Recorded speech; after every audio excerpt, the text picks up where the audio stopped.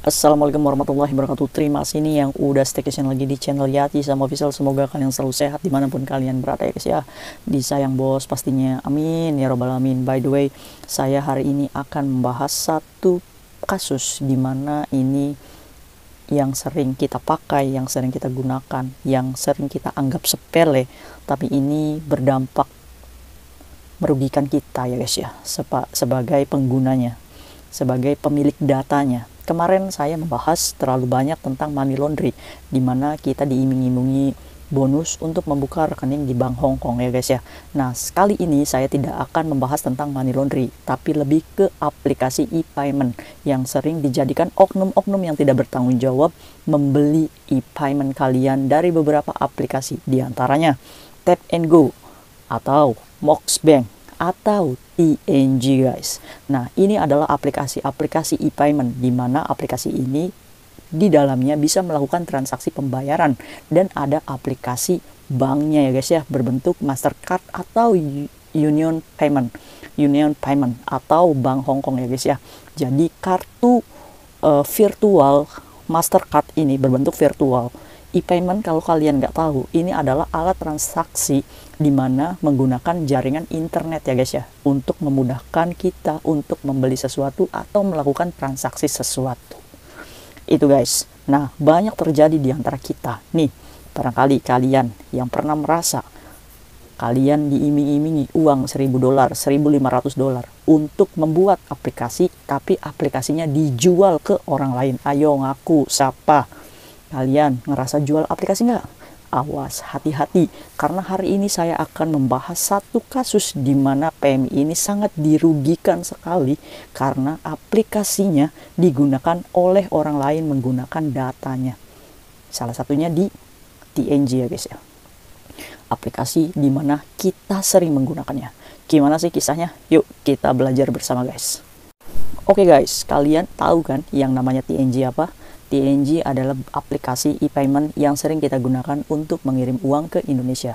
Di dalamnya, semakin update-nya TNG memberikan fasilitas seperti Mastercard di dalamnya, di mana kita bisa belanja dengan menggunakan TNG aja. Itu sangat mudah untuk kita.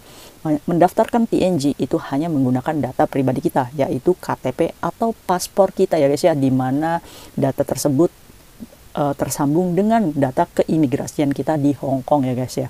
Nah, dengan menggunakan nomor handphone kita pastinya. Nah, PMI ini bernama Mbak Yayuk guys. Mbak Yayuk ini bekerja di Hong Kong, sudah mau finish kontrak nih guys, 2 tahun ya guys ya. Dimana Mbak Yayuk ini finish kontrak memilih untuk pulang ke Indonesia. Bosnya pun sudah memberikan tiket untuk tanggal kepulangannya Mbak Yayuk sendiri guys. Nah, tarik mundur ya, Mbak Yayuk ini tidak ada masalah apa-apa di Hong Kong. Hutang piutang pun tidak ada. Nah, Mbak Yayuk berteman dengan teman di Hong Kong ya baik-baik aja. Bahkan saking baiknya Mbak Yayuk ini sampai ikhlas memberikan aplikasi TNG untuk digunakan temannya sebagai temannya ini jualan online guys. Menurut pengakuan Mbak Yayuk ya guys ya. Nah, ya karena dia percaya sama temannya, ya silahkan gunakan aja aplikasi TNG saya untuk selagi kamu butuh. Toh saya kalau misalkan kirim ke Indonesia, saya menggunakan Bank Indonesia sendiri. Jadi untuk TNG tidak terlalu dibutuhkan oleh Mbak Yayuk ya guys ya. Nah, kasusnya itu dimulai saat Mbak Yayuk ini tanggal penerbangan untuk pulang ke Indonesianya itu datang guys. Akhirnya Mbak Yayuk ini pergilah ke airport ya, ke bandara untuk check-in pesawat terbang. Karena dia ini mau pulang guys, finish kontrak tuh guys. Nah, pas nyampe bandara saat check-in, ternyata ada beberapa petugas yang menyamperi Mbak Yayuk untuk menahan dia dulu untuk tidak melakukan check-in, dikarenakan Mbak Yayuk ini memiliki masalah keimigrasian. Kok bisa? Padahal Mbak Yayuk ini gak ada hutang, gak ada apa, tidak tersangkut dengan kriminal ataupun apa. Nah, Mbak Yayuk ini saat check-in ada beberapa orang menyamperi Mbak Yayuk untuk mengikuti orang tersebut ke suatu ruangan, di mana ruangan tersebut adalah ruangan imigrasi guys. Mbak Yayuk di situ disidang. Akhirnya penerbangan ditunda untuk Mbak Yayuk ya guys ya. Saat itu Mbak Yayuk mengaku bahwa dia diinterogasi selama 2 jam dikarenakan kasus aplikasi yang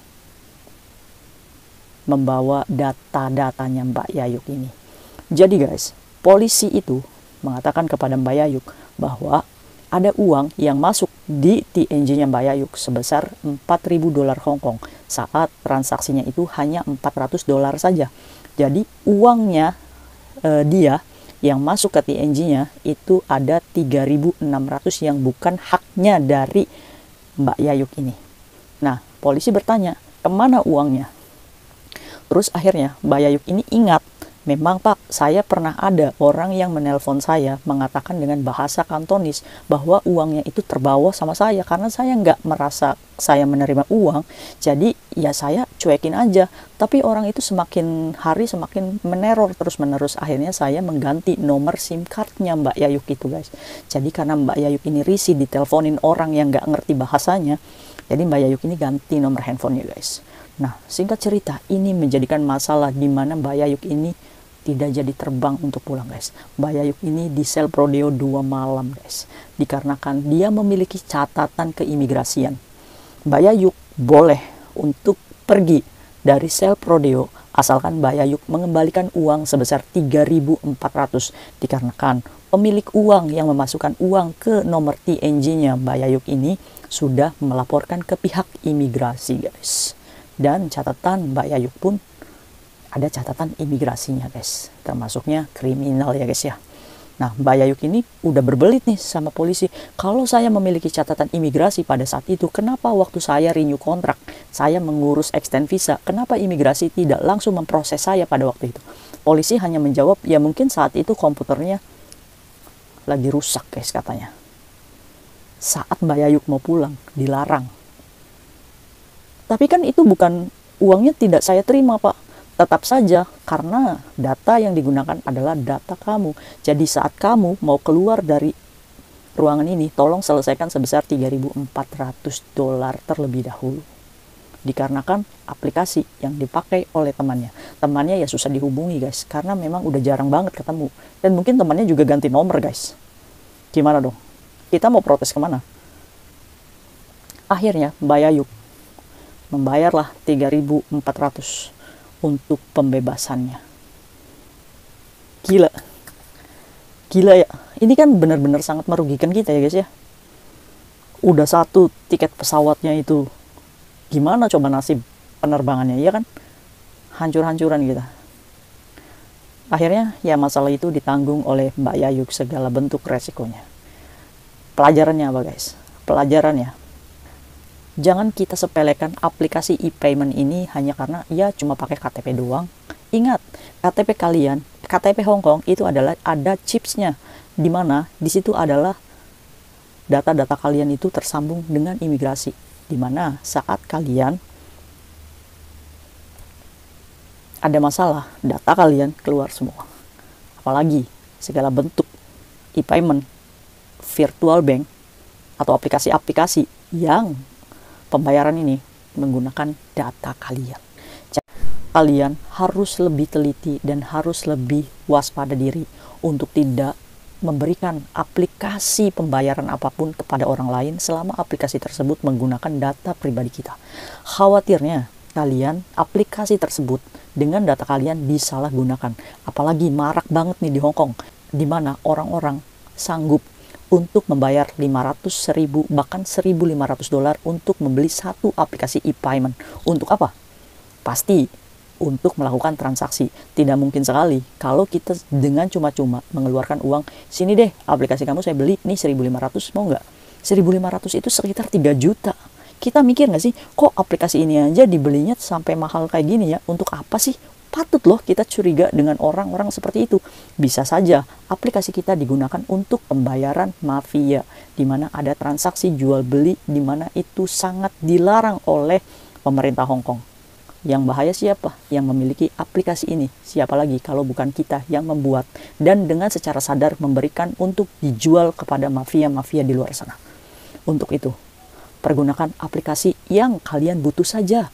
Oke, kalau diminta untuk membuat aplikasi Tap and Go atau Moxbank atau apapun itu, kalau selama itu di luar pengetahuan kita, lebih baik kita nggak usah deh, nggak usah sok-sokan, nggak usah ikut-ikutan, nggak usah lumayanan. Jangan karena melihat 1.500 ya guys ya, jadi kita gelap mata. Pikirkan dampak ke depannya. Ada kasus di mana saat dia mau ketemu sama keluarga, saat mau melakukan penerbangan, tapi dia tersandung kasus di mana dia harus merasakan self rodeo karena sebuah aplikasi e-payment. Simple kan? Tapi merugikan kita. Untuk itu, saya warning kepada kalian semuanya untuk berhati-hati menggunakan aplikasi pembayaran online ini guys ya.